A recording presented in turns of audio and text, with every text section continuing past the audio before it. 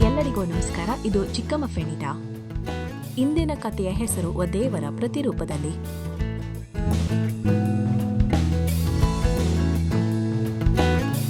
ಈ ಜ್ಞಾಪಕ ವಾಕ್ಯವು ಆದಿಕಾಂಡ ಅಧ್ಯಾಯ 1 ವಚನ 27ರಿಂದ ಬಂದಿದೆ. ದೇವರು ಮಾನವನನ್ನು ತನ್ನ ಸ್ವರೂಪದಲ್ಲಿ ಸೃಷ್ಟಿಸಿದನು ಎಂದು ಅದು ಹೇಳುತ್ತದೆ.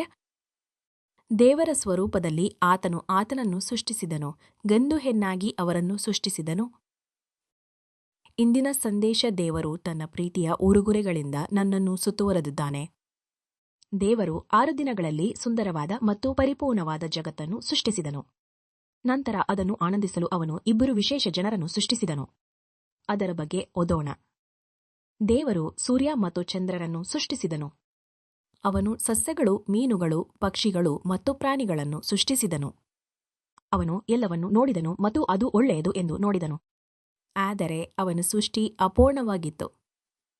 ಜನವನ್ನು ಸೃಷ್ಟಿಸುವ ಸಮಯ ಬಂದಿತು. ಜನರನ್ನು ಸೃಷ್ಟಿಸುವುದು ಜೀವಿಗಳು ಮತ್ತು ಸಸ್ಯಗಳನ್ನು ಸೃಷ್ಟಿಸುವುದಕ್ಕಿಂತ ಭಿನ್ನವಾಗಿರುತ್ತದೆ.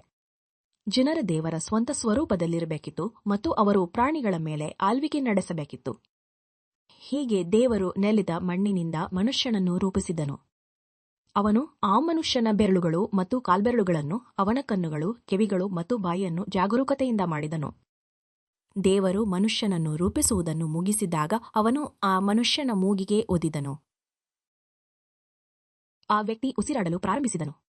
ಅವನು ಕಣ್ಣು ತೆರೆದು ಸುತ್ತಲೂ ನೋಡಿದನು. ದೇವರು ಮೊದಲ ಮನುಷ್ಯನನ್ನು ನೋಡಿ ಮುಗುಳ್ನಕ್ಕಿ ಅವನನ್ನು ಆದಾಮ ಎಂದು ಕರೆದನು. ಆ ದಿನ ಮಾಡಲು ಬಹಳಷ್ಟಿತ್ತು.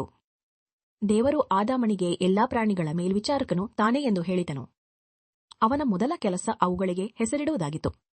ಮರಗಳಿಂದ ನೇತಾಡುತ್ತಿದ್ದ ಕೋತಿಗಳು ಪರಸ್ಪರ ಹರಟೆ ಹೊಡೆಯುವುದನ್ನು ನೋಡಿ ಆದಾಮ ಬಹುಶಃ ನಕ್ಕಿರಬಹುದು. ಹೊಂದಿರುವ ಆನೆಗಳನ್ನು ನೋಡಿದಾಗ ಅವನು ನಕ್ಕಿರಬಹುದು. ಬಡಿಯುವ ಕಿವಿಗಳು. ಅವನು ಬಹುಶಃ ನಾಚಿಕೆ ಸ್ವಭಾವದ ಜಿಂಕೆಯನ್ನು ಮುದ್ದಿಸಲು ಮತ್ತು ಕಪ್ಪು ಕರಡಿಯೊಂದಿಗೆ ಆಟವಾಡಲು ನಿಂತಿರಬಹುದು. ದೇವರು ಆದಾಮನು ಒಂಟಿಯಾಗಿರುವುದು ಒಳ್ಳೆಯದಲ್ಲ ಎಂದು ಹೇಳಿದನು. ನಾನು ಅವನಿಗೆ ಒಬ್ಬ ಸಂಗಾತಿಯನ್ನು ಮಾಡುತ್ತೇನೆ. ಆದಾಮನು ಬಹುಶಃ ಒಬ್ಬಂಟಿಯಾಗಿರುವುದನ್ನು ಗಮನಿಸಿರಬಹುದು. ಎಲ್ಲಾ ಪ್ರಾಣಿಗಳಿಗೂ ಒಬ್ಬ ಸಂಗಾತಿ ಇರುವುದನ್ನು ಅವನು ಗಮನಿಸಿರಬಹುದು.